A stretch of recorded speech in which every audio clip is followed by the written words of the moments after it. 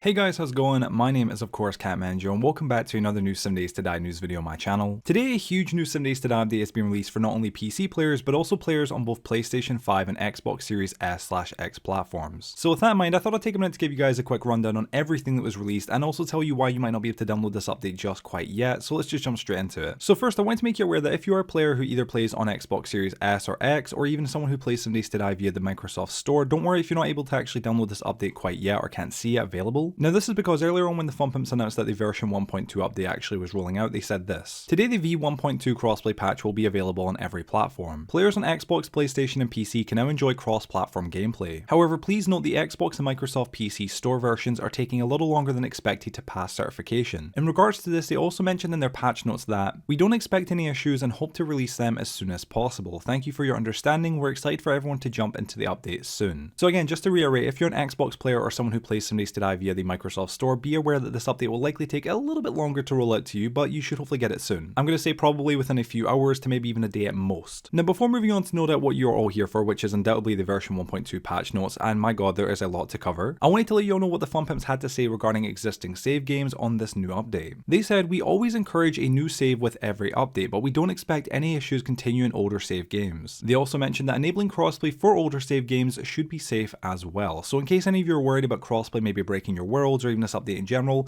hopefully you should be all fine to go. Now finally, moving on to the version 1.2 patch notes, let's start with random world generation for consoles. The Fun Pimp said, "Random world generation for consoles. We have enabled usage of random world generation for consoles, which will generate worlds with sizes up to 8,192. Then moving on, they mentioned crossplay. Crossplay for PC and consoles peer-to-peer with no dedicated servers yet. PC, Windows, Mac, Linux, and PS5 and Xbox Series X/S consoles can host and join peer-to-peer multiplayer sessions with other platforms. Device restrictions on player counts for hosting multiplayer sessions still apply. Easy anti-cheat must be enabled for PC clients to host or join crossplay enabled sessions. Added support for blocking players from other platforms. Console clients can join world sizes greater than 8K even though they cannot create or host them. We are currently not setting any hard player count limitations for crossplay, however the player experience will vary depending on the client/host hardware and situation. For example, if you have more than 6 players all in the same area on a Blood Moon, it can be challenging on some hardware." Then moving on, we've got multiple rendering improvements starting with rendering performance optimizations. Overall general rendering performance has been improved by reducing overhead due to rendering multiple cameras in the first person view, which is a significant performance optimization on all platforms. Rendering quality enhancements. First person player avatar is now influenced by environment, shadows and reflections for all platforms. Graphics options for console. Added performance and quality graphics presets for each platform. Performance presets prioritize higher frame rates and quality presets prioritize render resolution. AMD Fidelity FX Super Resolution FSR upscaling can be enabled in performance or quality mode. FSR improvements. Reduce blurry artifacts when looking at trees with FSR enabled. Improved overall clarity of FSR output. Upgraded FSR version to 3.1. Now that we've covered everything that was actually mentioned in the changelogs regarding, new things like obviously rendering performance improvements or crossplay or random world generation for consoles,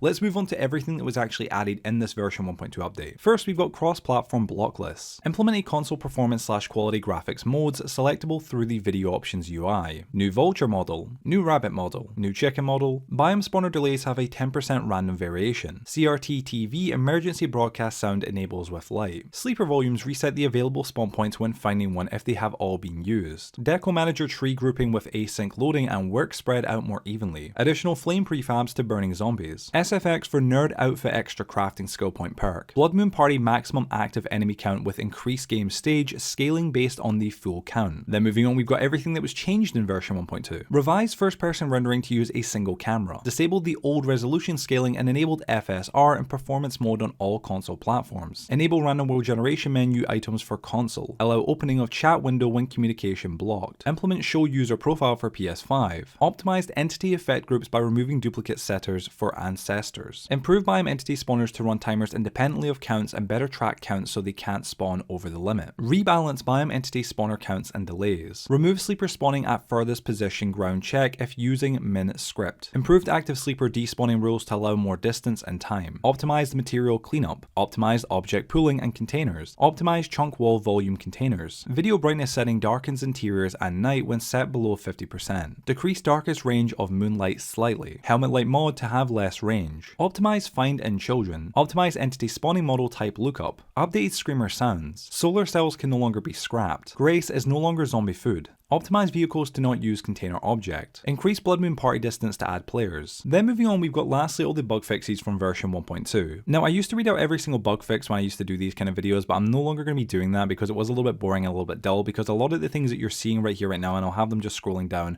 are just things that are very technical. And to be honest, some of them aren't really that interesting or that unique, and a lot of them don't really hold value to read. So if you guys do want to read these bug fixes in their entirety at your own pace, I will have the link to this article itself down below in the description. I did want to mention though real quick before we end this video that there was actually two different bug fixes in this actual list that patched two different duplication glitches of mine that I covered. First, we had the vehicle manager respawns vehicle repeatedly if a non-vehicle entity has the same ID. Now I'm not 100%, but I believe that this actually will fix the vehicle duplication glitch that I covered a few months back, which of course naturally is quite a shame. Then towards the bottom of the actual bug fix list, we also had drone inventory can roll back as client while using drone healing mod.